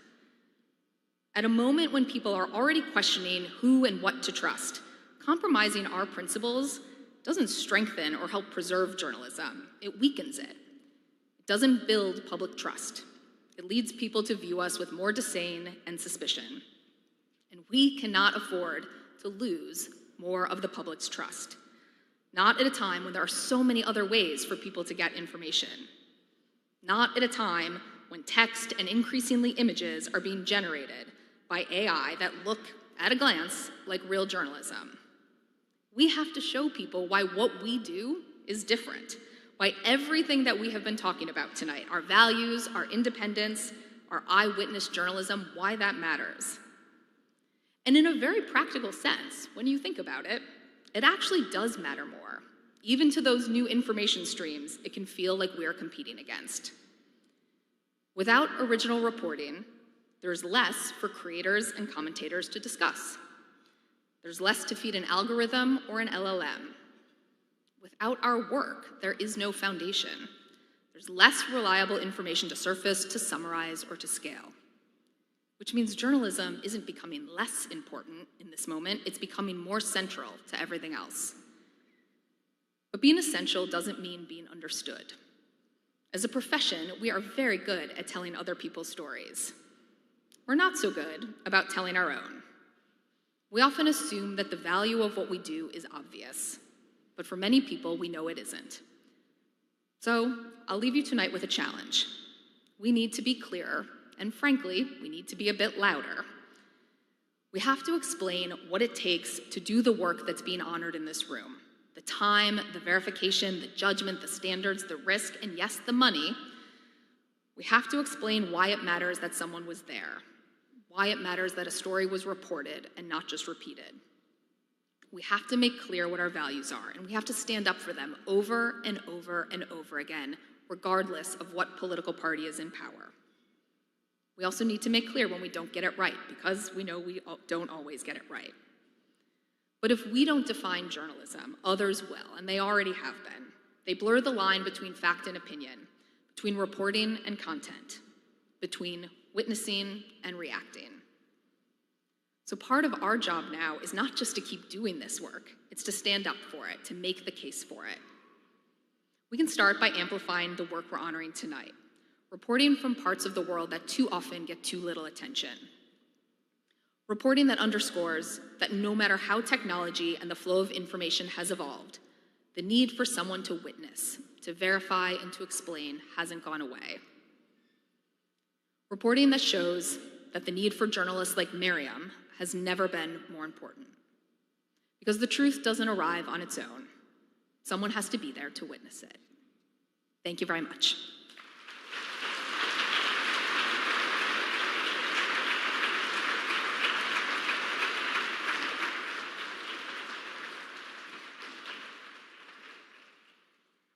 Thank you, Julie. Richard, please come back for the final awards of the night. Rushing to get his glasses. Yes, I know. Thank you. All right. Thank you very much for taking that stand for the Associated Press and for all of us in this room. We are almost there. Just a few more awards to go, so fill your glasses. We probably have one more glass of wine each, about the thickness of the paper here. So we're getting there, but they're amazing. I have the best job tonight because I get to honor all of these amazing stories. So the next award is the David A. Edelman and Pamela Title Award, sponsored by David and Pamela. It is for the best international broadcast reporting showing a concern for the human condition. The citation winners are Amel Ghaddafi, Josh Rushing, Sinju Agnew, Adrian Haspel, and Mediatown for Al Jazeera's Fault Lines, Kids Under Fire. The winners are Sasha Jolie Akili, Sarah Obeidat, Amel Alif Gulefi, Saad Al-Nasfi of Frontline PBS, and the BBC for Syria's Detainee Files. This is an interesting one, because it's a different kind of story, because what they did is drawing on more than 2 years of reporting, the work features rare testimonies of those who tortured their own people. They focused on the bad guys. The team tracked down defectors living abroad, interviewing refugees across Europe, northwest Syria, and other Middle Eastern countries. Their sources included 40 former regime insiders and soldiers offering insights into the mindset of those who carried out horrific acts. Congratulations.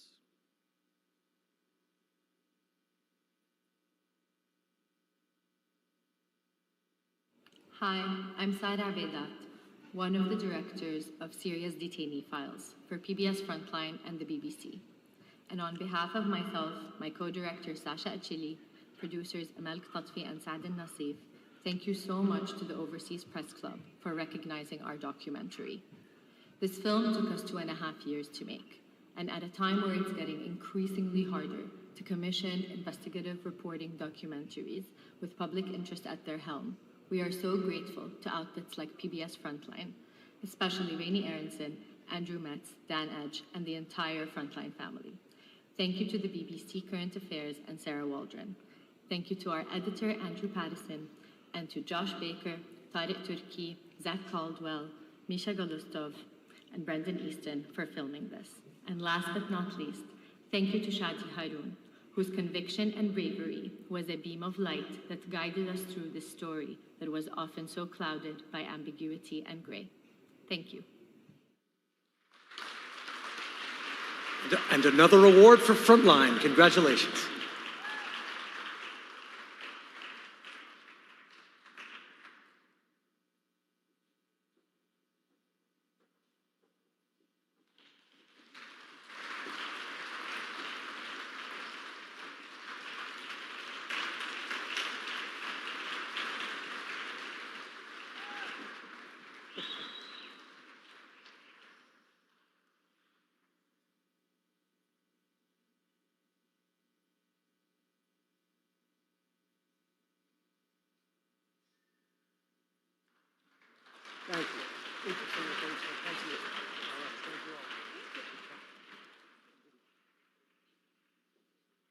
All right, the Joe and Lori Dine Award for Best International Reporting in any medium dealing with human rights is sponsored by Philip Dine.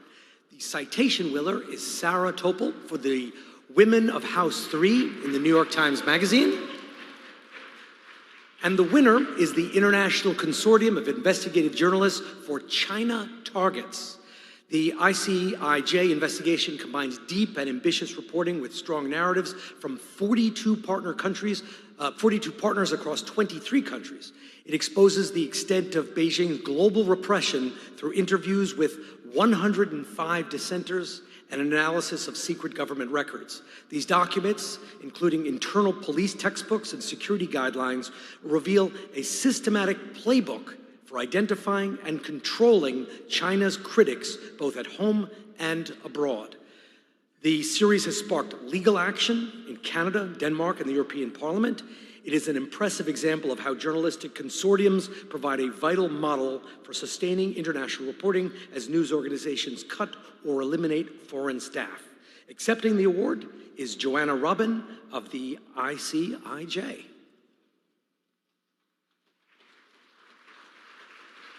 I'm Sheila Lechi, lead reporter on the International Consortium of Investigative Journalists, China Targets Investigation. ICIJ is a non-profit news organization that works with journalists around the world to investigate stories that no single reporter or newsroom could tackle alone. In collaboration with 42 media outlets, we exposed how the Chinese government threatens, coerces, and intimidates regime critics living overseas, from New Zealand all the way to Ecuador.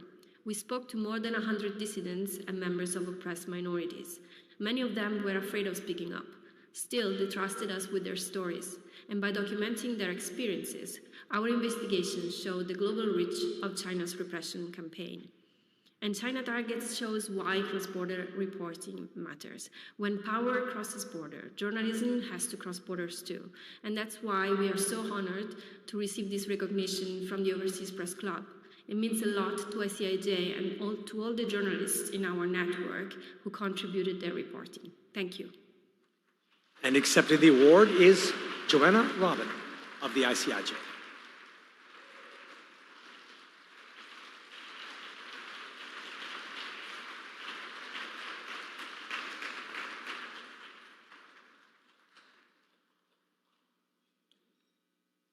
Almost there.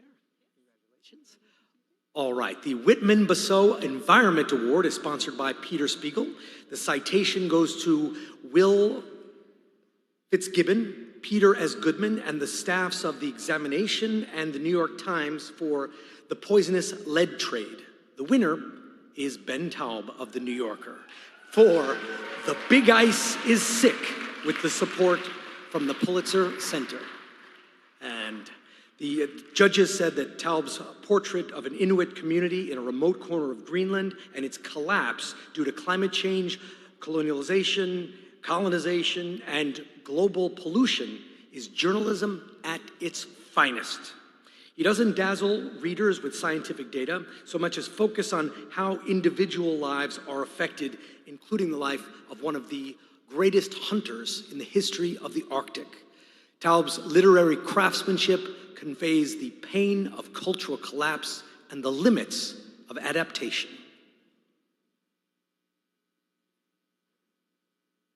Good evening, and thank you so much for this great honor. I'm Ben Taub from The New Yorker, and I'd like to dedicate this award to my dear friend, the Icelandic photographer Ragnar Axelsson. Ragnar's decades of work with the polar bear hunters of Itakotomi made this project possible. Without him, I would have arrived as a stranger in a very small and fragile place. Itakotomi is one of the most isolated communities on Earth. It's locked in ice for most of the year and cut off from the rest of Greenland. The next village over is 500 miles to the south, separated by an impassable terrain of mountains and glaciers. You can't leave town without a rifle because of the polar bears, but when the fjord is filled with icebergs, it becomes, as Ragnar put it, the most beautiful gallery in the world. A special thanks to my editor, Willing Davidson, to David Remnick, and to the whole team at The New Yorker, and to the Pulitzer Center, which generously supported this project. Thank you so much, and congratulations to everyone tonight. And we have Mr. Taub with us. Great to see you.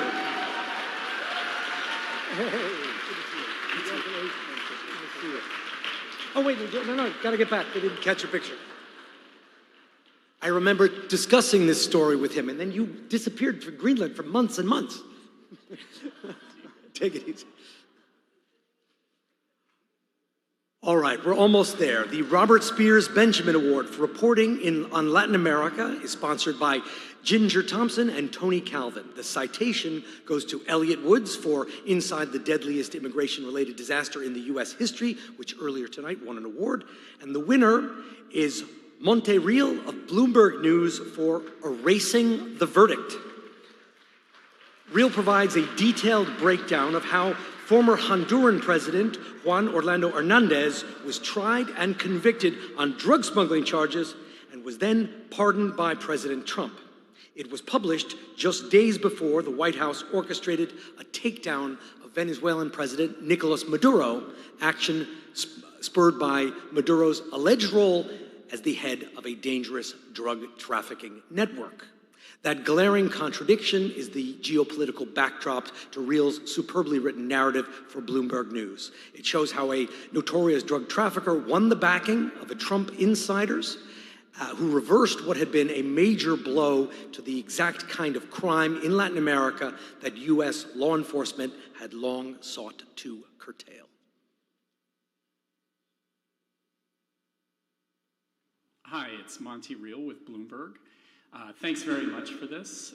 This was a project that started with reporting on narcotics cases in Honduras, and the initial reporting and the sourcing went pretty slowly over the course of a couple of years.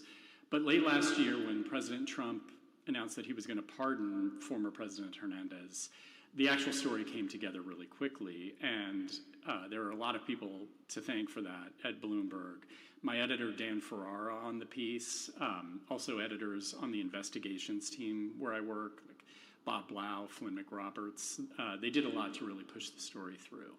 And I'd also like to take a second just to recognize those people from Honduras who shared their experiences with me for this, because in some cases those experiences had exposed them to threats or to violence, and I'm just really appreciative of the trust that they put in me to share their stories. So thanks to all of them and to the OPC for this award. I really appreciate it.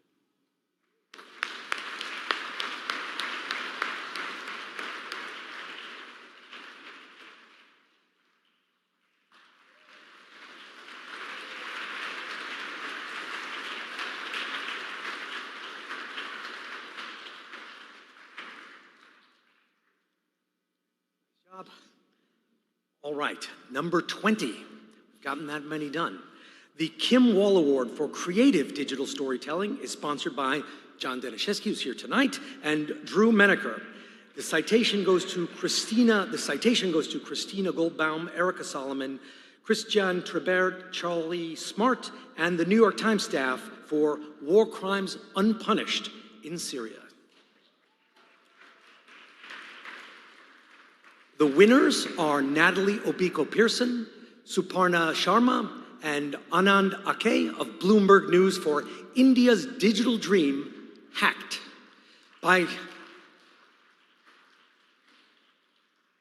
till you see the video for this one, it's very interesting. So by translating the intricate mechanics and human impact of Indian cyber scams into a graphic novel, these journalists make a difficult subject accessible and memorable.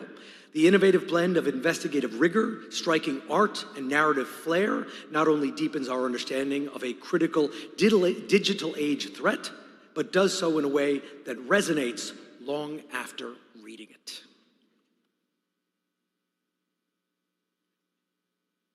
I'm Natalie Obiko-Pearson with Bloomberg News. I'm Anand Arke, a freelance illustrator. It's an honor to have our project, India's Digital Dream Hacked, recognized by the OPC. It's a story about an online scam in India known as digital arrests that have destroyed hundreds of thousands of lives. It's impossible to convey a cybercrime through photos and video, so we partnered with Anand to produce Bloomberg's first ever graphic novel, Trapped. To help readers understand why so many fall for such a scheme, we zoomed in on a single victim, Ruchika Tandon. We take readers into her home, her life, inside her head. We capture her isolation and suffocation. Her phone's eerie glow acts as its own mesmerizing character. Thank you to our editors, Flynn McRoberts, Amanda Cox, Ken Armstrong, Joy Chakravorty, and Nadia Popovich. A shout out to my incredible reporting partner in Delhi, Suparna Sharma, and a special thanks to Ruchika, who shared her ordeal with us in an effort to prevent others from falling prey. And we have the team with us tonight, proving when you have no pictures, you make them. Very interesting.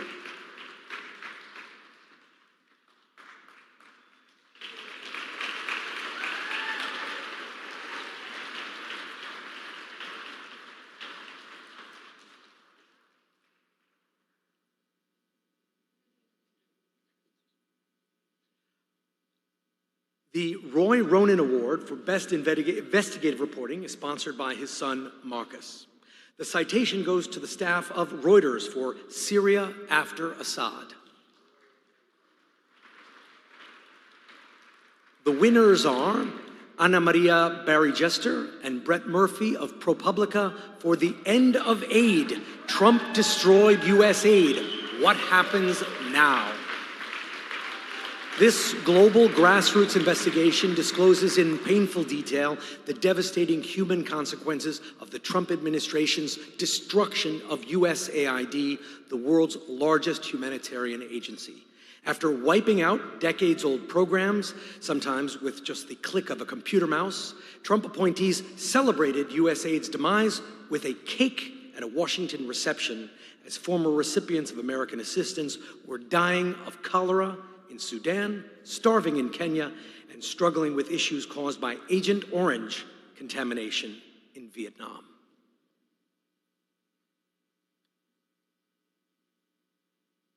Hi, I'm Brett Murphy. And I'm Anna Barry-Jester. We're honored to accept the Roy Rowan Award for our series, The End of Aid. Anna and I started reporting on this in early January after we learned that life-saving aid programs all over the world were shutting down. This despite claims from the Trump administration that they would remain operational. The stories took us from DC to refugee camps across East Africa. That's where we found widespread harm and death in some of the world's most desperate places. Deaths that resulted from the DC officials' decision to abandon long-standing humanitarian commitments. We'd like to thank our wonderful editors at ProPublica, Sarah Childress, Jesse Eisinger, Tracy Weber, and Steve Engelberg, as well as our families, and most of all, the sources, both here in the US and abroad, who opened up their lives to us. Congratulations.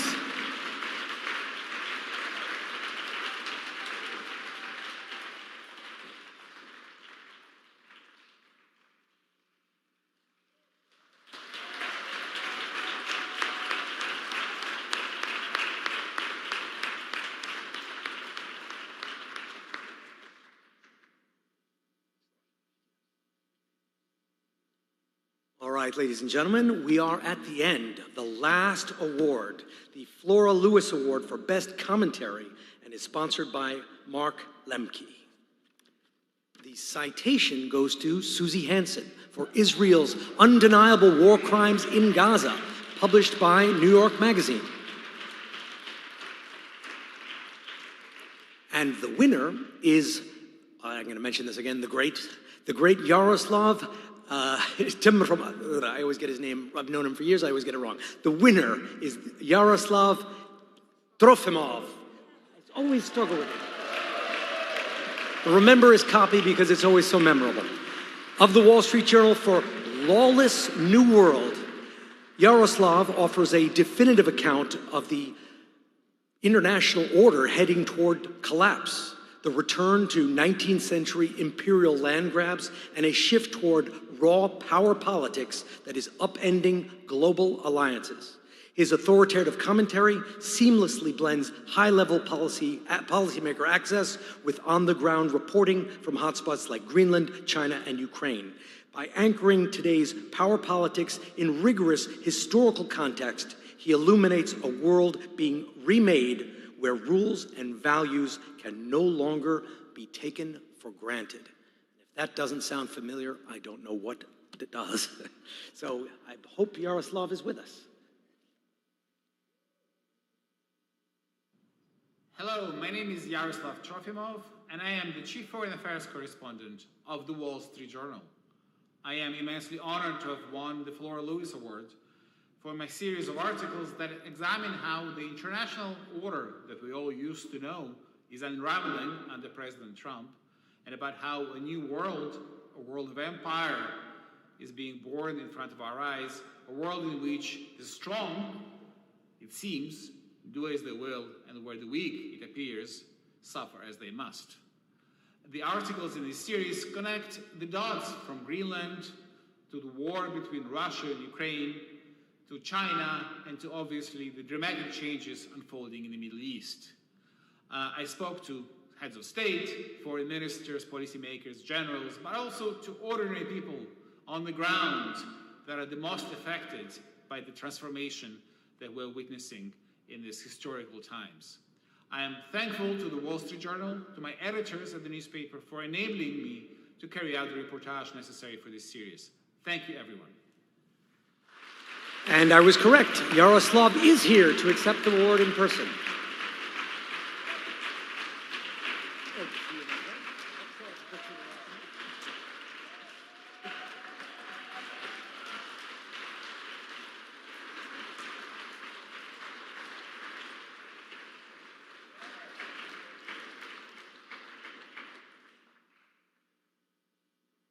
That concludes tonight's event. So thank you very much. The citation winners who are here tonight, please come up and you will receive your certificates. And from me, thank you very much. But one more note, thank you very much.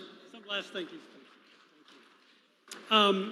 Thank you, Richard, for helping make this such a special evening. I wanted to say congratulations, but also thank you to all the winners and citation winners, because you've really made such inspiring work, and I think all of us will leave inspired about our profession. A couple of program notes. One, the raffle results have happened, so please look at the screen at some point for the results. If you've won, you can pick them up in the reception area. And thanks to all who donated items for that. We've reached the end of the program, but not the end of the evening. I encourage everyone to adjourn for cocktails, with thanks to Bloomberg for sponsoring the after party. Thank you all for coming, and we'll look forward to seeing you next year.